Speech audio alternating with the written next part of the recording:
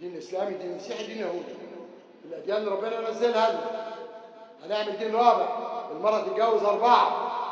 هنعمل دين رابع، نلغي الميراث في القرآن. هنعمل دين رابع، هنلغي الحجاب اللي في القرآن. سيادتك شوف بقى الازهري والمجموعة اللي معاه دي، دول هيخربوا البلد. واي بلد دينه بيضيع كله بيضيع. اي بلد في الدنيا اذا الدين ضاع فلا امان. كلام واضح. اذا الدين ضاع فلا امان. ودنيا لمن يحيي دينا. كفايه كفايه مسخره تاني. ده ديننا. ابعدوا عن الدين الاسلامي والقران والسنه النبويه الشريفه وال10 12 كلب دول ومرض اللي بتقول لك ايه القران بيبدا بيخرس. اخرس ده انت تخرسي وتاخدي بالجزمه. وخلي بالك يوم القيامه لا ينفع انك قعدت جنب سياده الرئيس ولا قعدت جنب مرتضى.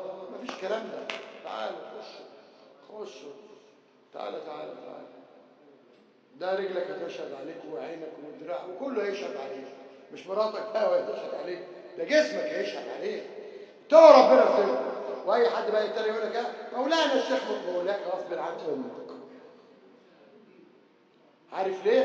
لان ما كنتش ملتزم في الصلاه لغايه يمكن 2004. اصلي شويه ولا شويه.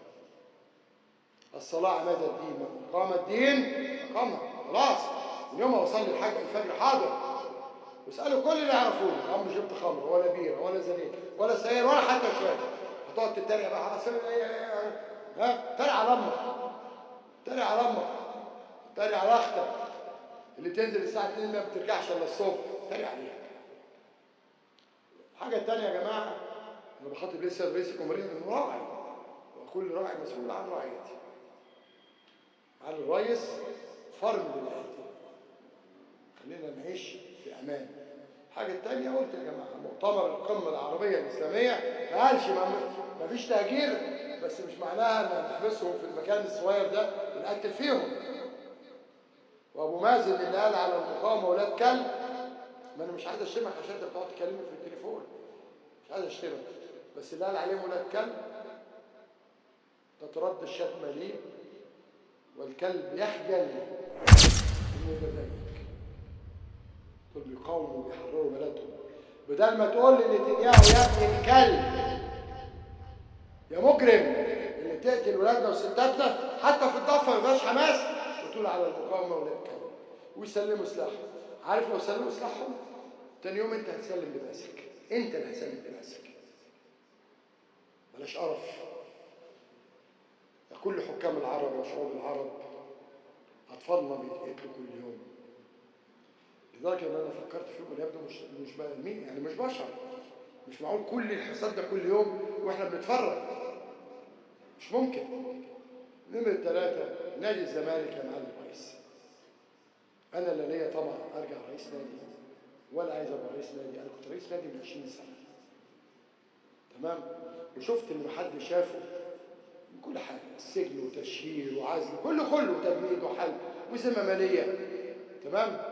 وبقول لي الواد التافه الملحد المره الجايه اوريك مفيش تشبيه لا شيء، واقدر انزل الانتخابات بكره وانا في بيتي اكتسح اي حد وامر الله.